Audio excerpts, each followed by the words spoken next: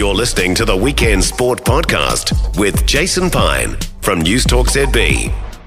Sunday afternoons mean a lot of things, but one of my favourite things about Sundays is James McOnie on the radio with us. G'day, mate. Oh, g'day, Piney. Thanks for that, mate. It's one of my favourites too, actually. And I'm triple screening at the moment. I've got you to my ear. I've got the Blackcaps playing cricket, and I'm sort of following a bit of NBA as well. So it's all good. Good stuff. All right. Well, I'll ask you about the cricket in a moment, but can we start with Six Nations, which was underway over this morning and yesterday morning? So Ireland going to Marseille and beating France quite comfortably. England just getting past Italy, and a cracker between Wales and Scotland. What caught your eye across the Six Nations opening weekend? What caught my eye is how sad French fans are, because I really believe they thought their team had turned the corner and the World Cup probably should have been theirs. I think they were the best rugby team at the World Cup and just fluffed their lines, France. But then I look at the way they went down to Ireland, and there was a red card in the mix, but they've got to sort themselves out if they really want to be that team, if they want to be different from the French teams of the past. And yes, I know there was no Dupont at halfback, no Intermac at first five, and a few others missing in the forwards. But to me, France still, it just felt historic. Like that's what they do. They just couldn't get it right, and even their backs just making silly errors. So Ireland, though, still tough with Andy Farrell in charge. Yeah, they're a good team, aren't they? I did like the comment afterwards, though, from Peter O'Mahony when he was interviewed afterwards, and he said, look, it doesn't get any better than this. Well, I reckon the Rugby World Cup would be better than that, a win in the first weekend of the Six Nations. But, you be you, Peter.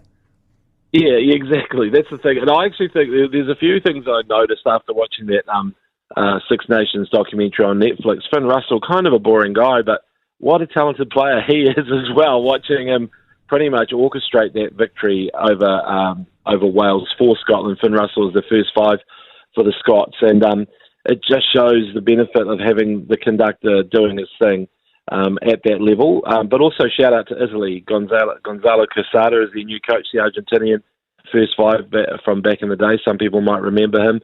But he's got the Italians looking a lot better on attack, which I think is the way to go. They've got flair, and for years they've been coached by, let's just say kind of like the last coach was a Dow New Zealander, Kieran Crowley, and they were good at the fundamentals, but just seeing them run and score, 80-metre tries, I want to see more of it, and only lost by a point in the end, I think. Yeah. Scotland, I've had a quick check. I don't think Scotland have Scotland haven't won the Six Nations since 1999. They're not going to win. They're not going to win it this year, are they? Well, actually, I don't know. I think Scotland they're a decent chance because there is a hangover, isn't there? After every World Cup, England, they always lift for. So that game, you can't really go for form. It's just like that's war, and of course France have already dropped a game. So really, they just got to take down Ireland. I know it's easy then. Harder, not as easy as it sounds, but you just take down Ireland, the impressive Ireland who. Oh man, some of those Irish players are just going to be all-time greats, aren't they? They've lost Sexton, but those other guys, Sheehan, Bundy Aki, I think is going to be an Irish all-time great, World Rugby all-time great.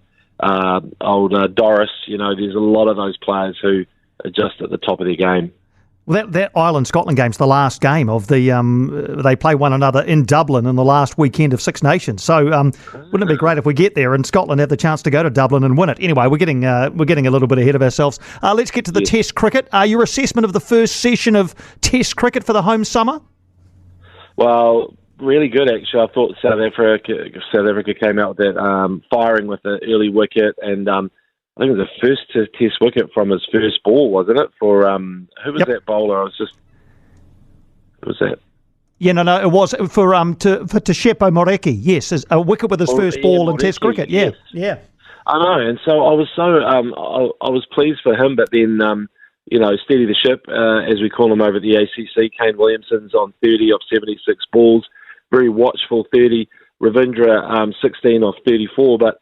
What I like is that this partnership is really setting New Zealand up just for the future, okay? Like, I don't want to be a commentator's curse on anything, but you couldn't ask for a better mentor than Kane Williamson. He's 33. He's just got that personality, and I don't know what it is about Tauranga Boys College, but him and Pete Burling and even Sam Cane are sort of cut from the same cloth, aren't they? You know, they just they won't say much, but when they do it means something. So having him there, watching this is actually kind of quite emotional, I think, watching him take Ravindra under his wing. Yeah, it's not necessarily a passing of the baton, but certainly a mentor and student situation. And what better education could you get if you're Rachin Ravindra than watching Kane Williamson bat down the other end and getting the benefit of his between overs banter? Hey, Steven Adams is going to the Houston Rockets. Is this a good move for him? I think it's a shame for him, because I think the Grizzlies were with Ja Morant and Jaren Jackson Jr. and Desmond Bain were really competitive and probably title contenders. So he's going to a team that's a bit of a basket case. However, is a rebuilding team, and they could probably use a senior pro like Steven Adams. It's sad, really. I think the only reason he's gone is because he had those knee problems and then had the surgery, and I feel like they're just kind of gambling on the fact that he might not be quite the same player immediately, or that they might have to nurse him back, which is a shame. It's like treating players like racehorses or something, really. But if you think about Steven Adams, and he gets rave reviews as a great team man, so he's the best guy in the locker room. He was the best in the NBA at offensive rebounds. He's been number one a couple of times in that category. And a lot of opponents say he's the strongest player in the NBA, and he's also a talented passer of the ball. So at 30, you're still getting an elite athlete and contributor. He just doesn't shoot three-pointers. I mean, I don't think he gets the chance to do that because he's not a big star and can't say, just give me the ball, I'm shooting now, like Giannis can. But I think he'll make that team a better team, the Rockets. All right, and just to finish, Phoenix the other night, they were all but there, 1-0 ahead of Brisbane Roar with time rapidly running out, but then Brisbane Roar got a late equaliser. There's been a bit of talk about a possible foul in the build-up to Brisbane's goal. What did you make of it? Well, I'd upgrade that possible to a probable and possibly an obvious foul, Piney, because I think Australian players do nip at the heels from behind. They're pretty bad at that, and they don't get called enough for it. And in that situation, I thought it was a clear foul on the Phoenix defender. It was right on the byline on the right wing, so that means the assistant referee is close because they always run the right-hand touch, I think. And so he could have seen it easily. And then the referee just ignored it, and they scored from the resulting cross. So I think that's terrible, especially given that we've seen the All Whites got called back for less of a foul by Matt Garbutt when we were playing Costa Rica in that World Cup decider, the qualifiers, the knockout. Yes. So what is going on here? That, to me, is clear and obvious. If you're allowed to tackle people from behind, then Lionel Messi is no longer the GOAT, because people would just be pushing him, wouldn't they? Because he takes he can accelerate, but you see a lot of people fumbling around behind Messi, knowing they can't touch him, because you can't from behind. But tell you what, if he played in the A-League, he'd be like Lionel who? It'd be very messy. And it would be very good. We've got a top-of-the-table clash to look forward to on Tuesday, Waitangi Day. Top-of-the-table Phoenix against second-place Central Coast Mariners. James, looking forward to that. Maybe a quick flying visit to Wellington for that one for you. You probably got other things on your plate, though, have you? Oh, I wanted to. Oh, is that? Are you talking about my eating habits? No, I'm actually talking. I'd love to, but Piney, I want to hear your prediction, because I feel like the Central Coast Mariners are, speaking of hangovers, going through that, aren't they? The sort of difficult second album after winning, and they've suddenly got things right again. So they're moving in the right direction. But how do you see it? Because the Phoenix, just a few wobbles there. Yeah, just a couple. Mainly away from home, though, if I'm honest, although they did need that late Alex Rufer penalty to draw with Melbourne victory. Look, it's really hard to call. The Mariners are playing brilliantly. You're right. They had the first 4 games of the season, they lost them all.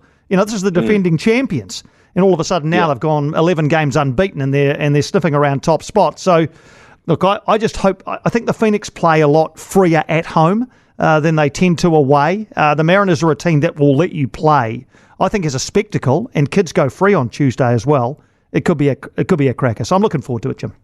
You know what? I totally agree with that, Piney. And I actually think, even though Costa Barbarossa has played out of the skin and has been incredible, and Alex Rufer is having a great season, we did miss him the other night, I think Bojidar Crave is our best player at the Phoenix, and I think he's one of the best Bulgarians I've seen since the Stoichkov and what's his face who played for Spurs and Man U, Dimitar Berbatov.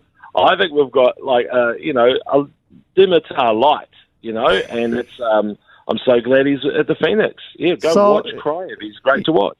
He's a beauty. Thanks, mate. You're a beauty too. Always enjoy chatting. James McOnie with us. For more from Weekend Sport with Jason Pine, listen live to News Talk ZB weekends from midday or follow the podcast on iHeartRadio.